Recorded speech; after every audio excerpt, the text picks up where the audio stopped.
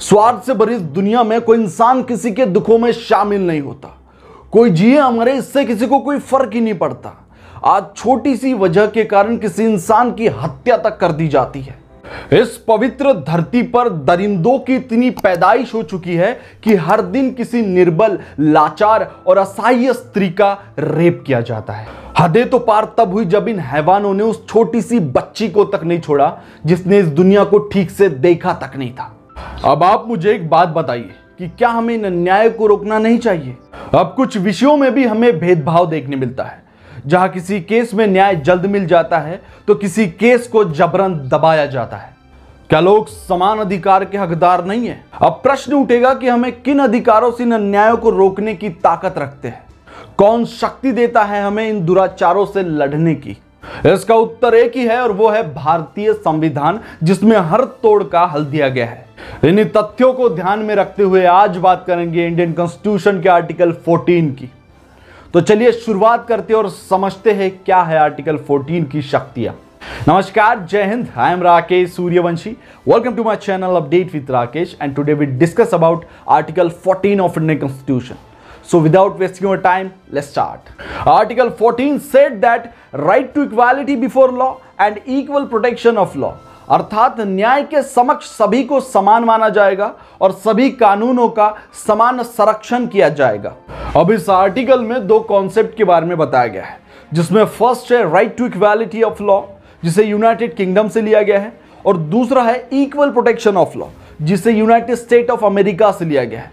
तो सबसे पहले जानते हैं कि right to equality before law क्या है।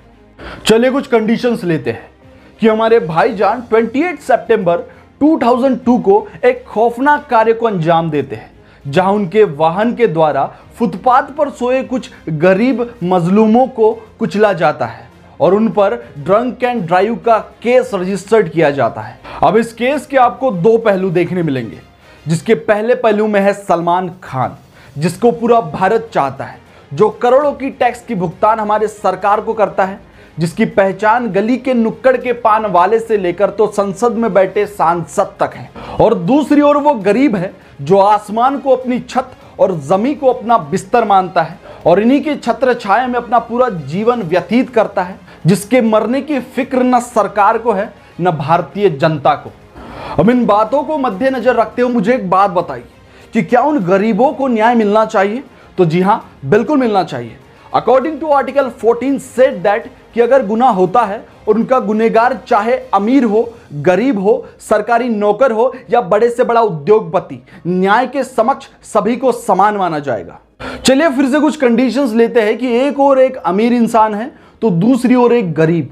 अब इन दोनों के बीच कुछ गलत होता है तो इन दोनों को अधिकार है कि वो कोर्ट के दरवाजे खटखटा सकते हैं। अब हमारी पार्लियामेंट एक लॉ लेकर आती है जिसमें लिखित होता है कि किसी भी गरीब पर अगर मुकदमा चलाया जाता है तो उसे गवर्नमेंट की तरफ से एक सरकारी वकील दिया जाएगा और उससे किसी भी तरह का चार्ज नहीं लिया जाएगा। अब आप सोच में गिर गए होंगे कि ये एक इनइक्वालिटी है जिसमें अमीर और गरीब के बीच में भेदभाव किया गया है।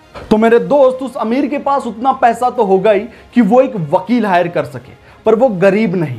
और ये आर्टिकल भी कहता है कि उस गरीब को सही मायने में न्याय मिल सके, और ये तभी मुमकिन है जब उसके पास एक सही वकील होगा जो कि गवर्नमेंट के द्वारा उसे दिया जाएगा। That is the equal protection of law. So that is also all about Article 14. Thank you for watching this session. For more update, please subscribe my channel and hit the bell icon. And for amazing interaction with me, please follow me on Instagram and join my Telegram channel. All links are given in my description. चलिए मिलते हैं next video में। नमस्कार।